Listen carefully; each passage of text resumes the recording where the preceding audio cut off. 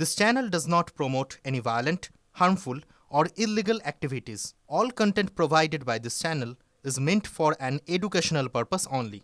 নাগরিকত্বের প্রমাণে ওবিসি শংসাপত্রের গ্রহণযোগ্যতা নিয়ে প্রশ্ন। নির্বাচন কমিশনকে সিদ্ধান্ত নিতে বলল কলকাতা হাইকোর্ট।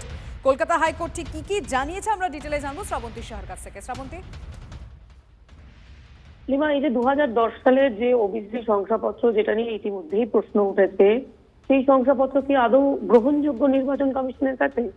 কারণ যদি 2010 সালের শংসাপত্র নিয়ে, ওবিসি শংসাপত্র নিয়ে মামলা হয়েছে, রীতিমতো সেই শংসাপত্র বাতিলের কথা বলা হয়েছে, সেই মামলা পেন্ডিং রয়েছে, তাহলে এই শংসাপত্রের ভবিষ্যৎটা কি? এটা নিয়ে কেউ এসআইআর এ নাম তুলতে পারেন? আগামী 7 দিনের মধ্যে সেই সংক্রান্ত বই নাম জানাতে নির্দেশ দেওয়া হয়েছে নির্বাচন কমিশনকে। লিমা, ধন্যবাদ।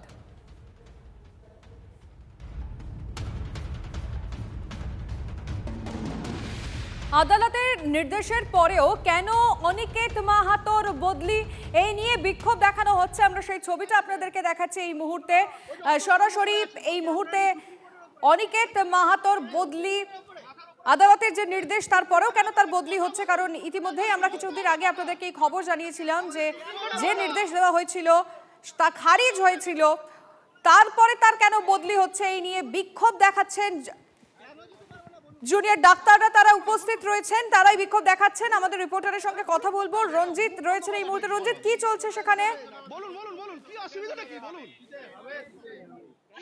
দেখো, এই মুহূর্তে যেটা সুপ্রিম কোর্টের নির্দেশ, অবিলম্বে অনিকেত মাহাতোকে আরজি করে পোস্টিং দিতে হবে, সেই নির্দেশিকা কিন্তু সুপ্রিম কোর্ট দিয়েছেন। সেই রায় বেরিয়েছে 11ই ডিসেম্বর এবং 14 দিনের মধ্যে সেই যে অর্ডার আছে সেই অর্ডার ইমপ্লিমেন্ট করার জন্যও কথা বলা হয়েছে। কিন্তু দেখা যাচ্ছে অনিকেত মাহাতো, দেবাশিস হালদার সহ যারা জুনিয়র ডক্টর ফ্রন্টের যারা ডাক্তাররা রয়েছেন তারা এসছেন সেই জবাব দিয়ে। তাদের একটা প্রতিনিধি দল এসছেন বেশ কয়েকজন, এবং পুলিশের পক্ষ থেকে যেটা জানানো হচ্ছে বিএনএস এর 164 ধারায় কিন্তু তাদের অ্যালাউ করবে না। কিন্তু পাশাপাশি জুনিয়র ডাক্তার ফ্রন্টের পক্ষ থেকে জানানো হচ্ছে যে তারা 3 জন যাবে। 3 জন তো সেক্ষেত্রে বিএনএস অর্থাৎ 164 একদমই দেখো, অনিকেতের সঙ্গে একটু কথা বলা, দেবাশিস হালদারের সঙ্গে একটু কথা বলার চেষ্টা।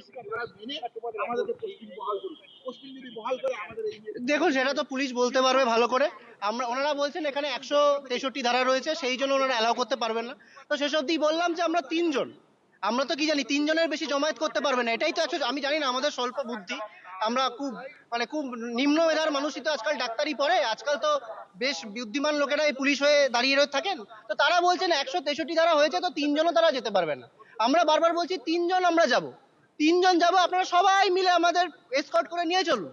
ওনারা বললেন আপনারা ফোন করে, ওনারা প্রোটোকল দেখাচ্ছেন, আমরা নাকি রাস্তায় থেকে ডিএমই কে ফোন করে বলবো স্যার আমরা আসতে চাইছি। পুলিশ যেখানে দাঁড়িয়ে রয়েছে তারা এসব করতে পারবেন না। তারা কোনো অদৃশ্য হাত, কোনো অদৃশ্য ওপর থেকে নির্দেশ আছে যে কারোর সাথে নাকি দেখা করতে পারবেন না। আমরা জানি না কোনো ডাক্তার স্বাস্থ্য দপ্তরে গিয়ে কেন দেখা করতে পারবেন না, এটা ওনারাই বলতে পারবেন। যেখানে এই যে সুপ্রিম কোর্টের অর্ডার, যেখানে বলা হচ্ছে যে 2 সপ্তাহের মধ্যে তার অর্ডারটা পোস্টিং দিতে হবে, সেটা ওনারা বলছেন না, ওসব অর্ডার ফর্ডার আমরা দেখতে পারবো না, আমরা এখানে আপনাদের আটকাবো, এইটুকুই ওনাদের কাজ। এই নির্দেশ কোথা থেকে এসেছে বলে তোমাদের মনে হয়? দেখুন, কোথা থেকে এসেছে সে তো আমরা বুঝতেই পারছি। যে নির্দেশে এই অর্ডারটা আটকে রয়েছে স্বাস্থ্যমন্ত্রীর কাছ থেকে, স্বাস্থ্য ভবন থেকে, সেখান থেকে এসেছে। কিন্তু ওনাদের বক্তব্য নাকি, হ্যাঁ উনি বললেন, ডিএসএ স্যার বললেন যে ডিএমইর সাথে কথা বলুন। তো না, ডিএমইর সাথে কথা বলতে দিচ্ছেন না কি, সেটা তো পুলিশ জানে। সেটা আমার মনে হয় যে এই মুহূর্তে নির্দেশের পরেও যখন তোমরা দেখা করতে পারছো না, তখন তোমাদের পরবর্তী পদক্ষেপ কি হবে বলে দেখুন, পরবর্তী পদক্ষেপ তো আমরা এইভাবে রাস্তায় দাঁড়িয়ে বিক্ষোভ প্রদর্শন করতে করতে ঠিক করবো না। আমরা নিশ্চয়ই আমাদের নিজেদের মধ্যে বসে পরবর্তী পদক্ষেপ তো ঠিক করব। কিন্তু এই মুহূর্তে পুলিশ প্রশাসনের এই মুহূর্তে পদক্ষেপ কি সেটা নিয়ে আপনারা জিজ্ঞাসা করুন, সেটা বোধহয় বেশি কাজের হবে। আজকে 14 দিন শেষ হচ্ছে, তাহলে সেই জায়গা থেকে আমরা এসেছিলাম যে এখনো পোস্টিং কেন দেওয়া হলো না সেটা জানতে। মাঝখানে পুলিশ এসে দাঁড়ায় এবং তারা বলে যে না, আমরা এখানে যেতে দেবো না। তারা এখানে নাকি 167 বিএনএস বা এই ধরনের কিছু আছে। আমরা বলি ঠিক আছে স্যার, আমরা 3 জন যাব বা 2 জন যাব, 5 মিনিটের জন্য দেখা করব, আপনারা সাথে যাবেন। যদি আপনারা মনে করছেন যে ল অর্ডারের ভায়োলেশন হচ্ছে, আপনারা যদি চান সংবাদ মাধ্যমকেও সাথে নিয়ে যেতে পারেন। আপনারা যা চাইবেন, যেভাবে চাইবেন সেইভাবেই যাব। কিন্তু আমরা শুধু এইটুকু জানতে চাই যে কেন 14 দিন অতিবাহিত হওয়ার পরেও সুপ্রিম কোর্টের মতো নির্দেশ, সুপ্রিম কোর্টের সর্বোচ্চ, দেশের সর্বোচ্চ আদালত, তার কথা আপনারা মানতে চাইছেন না। কি সমস্যা, এইটুকুই আমরা জানতে এসেছিলাম। তিনি জানান DHS স্যারের সাথে আমাদের ফোনে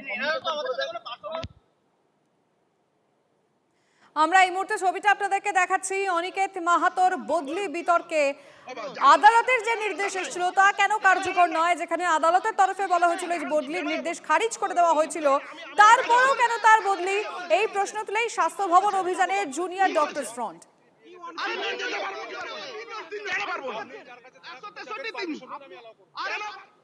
পরে খবরে নজর রাখছি। বাংলাদেশে নৈরাজ্যের মধ্যেই আবারও জালে বাংলাদেশি। মালদার হবিবপুর সীমান্ত থেকে গ্রেফতার বাংলাদেশি যুবক। ধৃত মোহাম্মদ সুমন বাংলাদেশের নওগাঁর বাসিন্দা।